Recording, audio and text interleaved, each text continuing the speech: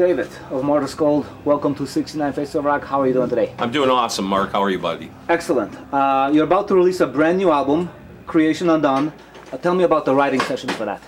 Well, basically the writing sessions, we took a little bit of a different style this time. Instead of, how can I say, writing a bunch of songs and then rehearsing those songs back and forth, we decided to just take each session as a separate writing session.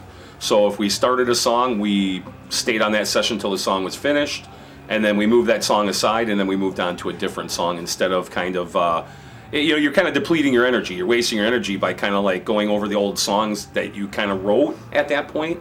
So this was definitely, it was a little fresher for us, and we feel like the songs definitely, it reflected in the songs more. Did you have a clear plan as to what kind of album you wanted to make this time? Yes and no. With COVID happening and everything else, and people being locked down and just all that stuff, it really gave me a lot of inspiration. Not only myself, but a lot of my friends and people around me were, just going through some hard times. And I'm one of those guys where I write lyrics about my life experience, so I don't write about stuff I don't know. So I just took the whole writing process, I took that into consideration as far as what everybody was going through, and then I kind of just wrote and ponied off of that. First single or first song, We Rise, We Fall. It's already out there. What response are you getting? Terrific response. Great song. The lyric video has been doing really well. Peaceville Records, our label's been really promoting it really well. Those lyrics actually were written by a buddy of mine, Frank Reedy, Ex-Eternal Bleeding. So he wrote those lyrics for me as we were forming the song. And as a matter of fact, we're playing it tonight, and it's just been getting great response. What is the song about? Well, it's kind of about the fact that we're all in this together, and if we don't stand together, we fall together. Let's talk about other songs. You got 10 songs on the record. We got enough time. I'll throw a title at you. Let me know what it means to you. The End of Reason. The End of Reason is about, from my perspective, of course, it's about when you're talking to somebody and they don't get your point of view, and they don't want to get your point of view, and it's just because you have a different point of view, they just don't want to agree with you. And that's kind of, I have a friend of mine, and him and I just were not getting along, and we were butting heads real bad. And I just was kind of like, this guy does just not want to listen to anything I have to say, no matter if it's agreeing or disagreeing. So the end of reason is just like it says. There's no reasoning with somebody. Painful conflict. Ooh, painful conflict. That's a good one too. Painful. Painful conflict. Yeah, painful conflict actually was about. I wrote that about my guitar player Scott. He had a car accident, and it just seemed like every couple of weeks, like there was something going on with him, and it was this conflict, and it wasn't fun for him, and I just kind of got that idea. And what was weird is the song was written by him and Eric, the first portion of it, without me, because Scott had showed up to a rehearsal on a day we weren't rehearsing. So it's kind of ironic how that song came about, and then as we started to form the song, I just, Scott, he rolled his car or something like that, had some really bad accident, and it just kind of gave me the inspiration to write that. Unforeseen obstacles. Another thing too, you don't see a lot of things in life that are coming at you, and you can't really plan for some things. Some things you can, some things you can't. And that song was basically just that. You can't plan for things you can't see, and when they happen, you just have to kind of deal with them as best you can and just move forward. Perfect Prey. Ooh, that's probably one of my favorite songs, which we will be having a pro shot video released, I believe, at the end of this month for that. Perfect Prey was really written about the COVID times and how and I'm not like a political guy by any means, but I do kind of feel like our local states and governments were putting a lot of restrictions on us, and I kind of felt like we were all kind of like sitting ducks, and hence the title Perfect Prey.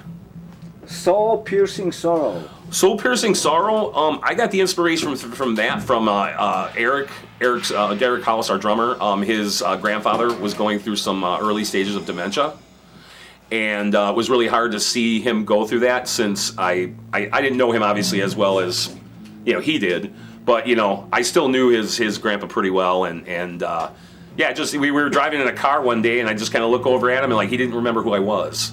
And I just thought it was kind of, hence soul piercing, and I just thought it was kind of sad. So I kind of wrote that kind of more about dementia, one losing their mind and not really understanding where they're at. Into Temptation.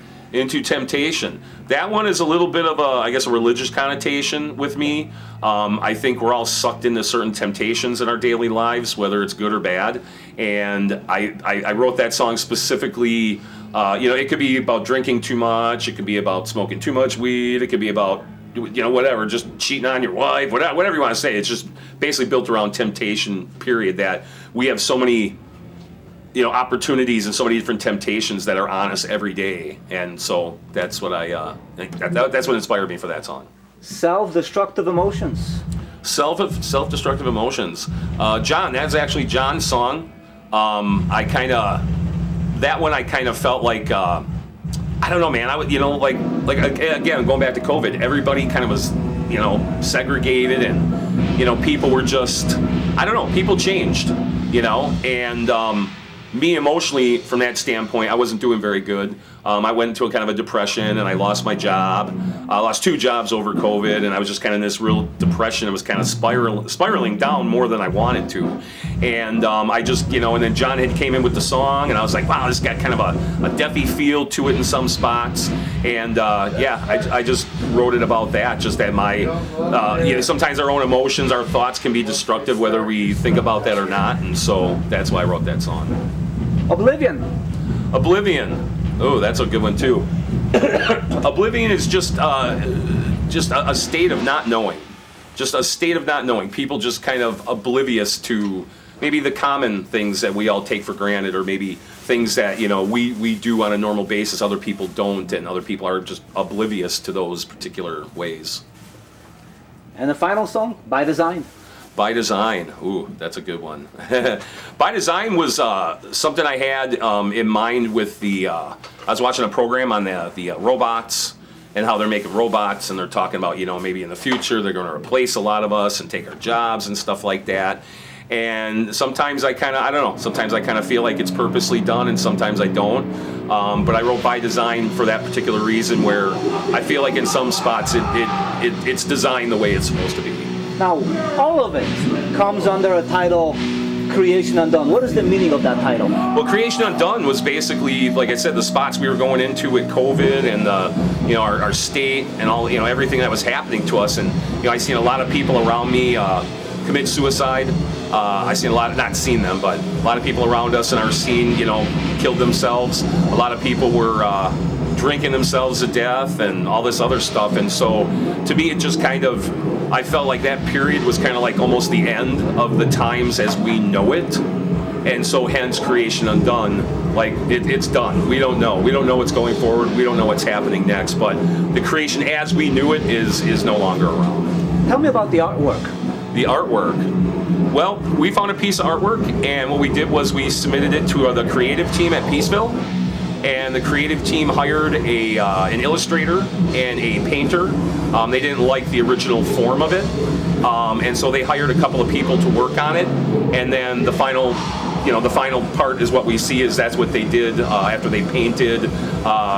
I don't know really exactly what they did. They just basically sent me the artwork. I was like, hey, do you like these changes? Yes, no.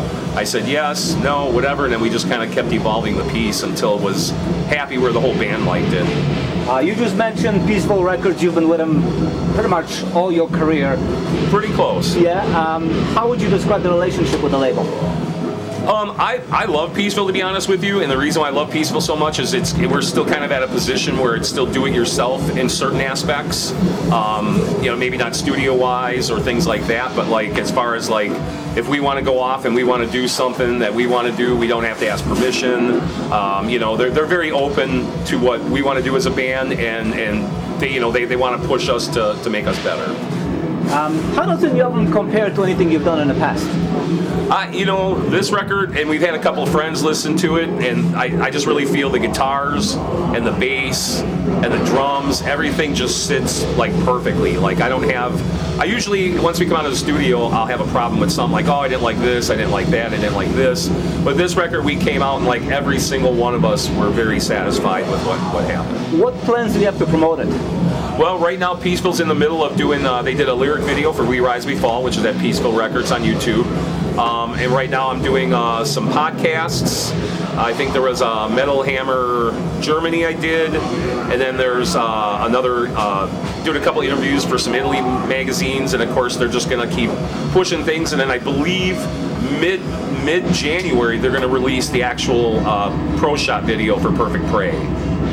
A few months ago, actually almost a year ago, you had a very impressive performance at the relaunched Milwaukee Metal Fest. What memories do you have of that? You know, that was really awesome. You know, as an alumni of playing 8 Metal Fest back in the day, it was a really cool thing. Not only was it a cool thing, but just to see some of the young and upcoming bands that were playing, and just to kind of hang out with those guys and get their take on, like, you know, a lot of guys are like, hey, we really like you guys, and, you know, we listened to you guys since we were teenagers and stuff like that. So there was a lot of really cool camaraderie, and I thought the venue was run real well. The sound sounded great, and we all played well. So it was a good time. You had a great crowd too. Yeah, it was a really good crowd. Also, recently your first album, Dying Remains, was released with your demos and some rehearsals. How do you look back at that record 30 years down the line? Ooh. That's always a tough one. It's a great question because you know, a lot of people are like, we want you to write that way still. And it's like, it's hard for me to go back 32 years and try to reharness that. Or, you know, I'm 57 now, so I'm much older than I was back then. I don't think the same, I don't write the same, I don't play the same. I think it's a great record. I'm glad the fans love it.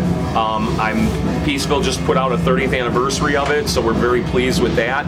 And it's just one of those records that, you know, if you're going to get an introduction to the band, it's a great introduction. Out of that lineup, you're the only guy left. What happened to all these guys you were playing with? Well, Kent, hard to say this one, but we went on a short tour with him. He got sick. We came home, so we didn't complete the tour. And then we continued to do a couple shows. I think we did like a show at Immolation after that, like a couple other shows with him. And we even wrote some newer material. And then what happened was he just was like, hey, I just want to be a family man. I don't want to do the band thing anymore. I said, not a problem. And then he just did his thing, and we had a really hard time finding a drummer back then because grunge was really popular, you know, so we just really had a hard time. And the other guitar player, O'Connell, he just didn't have much interest. He had split right during the recording of Surface to go to another local band. So it was pretty much just me and Jason Hellman. And then we were just having a hard time finding a lineup, so I just ended up forming a completely different band with Jason, and we kind of went a little bit of a different direction. Who are the current members of Morta Skuld? Current members is Adam Zellner, John Hill, Eric House, and myself. Finally, where is your motivation coming from to be able to do this for 3 decades plus? I don't know, man. Stupidity, craziness, senile, getting old. I don't know. No, I've always had, you know, I hate to sound like this, and I don't, obviously, I mean, I think I'm good at what I do, but it's like the only thing I think I'm good at what I do, and like, I'm just not cut out for 9 to 5s and stuff like that, so it's something I get to do on my side time, and for me, it's a therapy. It's a therapy. I like to write lyrics, I like to write songs, play with the band, you know, we have a great chemistry between us, and, you know, and them too, they you know, they're younger than I am, but they have a great, like, drive in them too, and that helps push me sometimes if I'm, you know, there's some days where I'm just like, screw this, I don't want to do this anymore, you know, and they're like, come on, we're having a great time, I'm like, awesome, let's do this, you know, so it's a little bit of both, but yeah, they have a lot of spirit and a lot of energy, and that helps me, like, you know, like I said, if I'm feeling a little down about something or whatever have you, but it's a lot of work, you know, like anybody can tell you, it's a lot of work, it's a lot of dedication and commitment, but I feel that Creation Undone is a great record. I hope people go and pre-order it. I hope everybody enjoys it as much as we enjoyed making it. Thank you. Thank you, Mark.